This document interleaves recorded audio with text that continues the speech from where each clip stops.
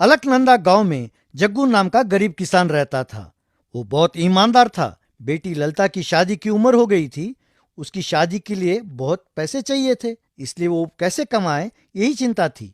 एक दिन जब वो खेत जोत रहा था, उसका हल ने किसी चीज से टकराया। बहुत कोशिश करने पर भी वो आगे नहीं जा रहा था। ध्यान से देखने पर वहां एक बड़ा पत्थर दिखाई दिया।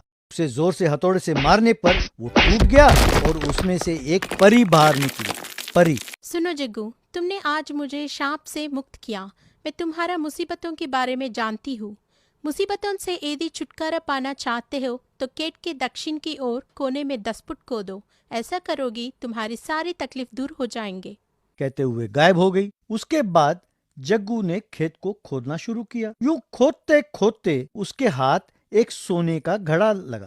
उसे खोलकर देखा तो उसमें अनमोल हीरे, जवाहरात और बहुत सारे रत्न दिखाई दिए। उसे देखकर जग्गू हैरान हो गया। जग्गू, अच्छा, परी ने इसी खजाने के बारे में बताया था। इससे मैं अपनी बेटी की शादी धूमधाम से कर सकता हूँ। पर पता नहीं ये खजाना किसका है, इस पर मेरा हक कैसे हो सकता है। महाराज के पास जाकर वो क्या कहते हैं देखता हूँ। वो इस तरह से इस खजाने के साथ दरबार जा पहुंचा।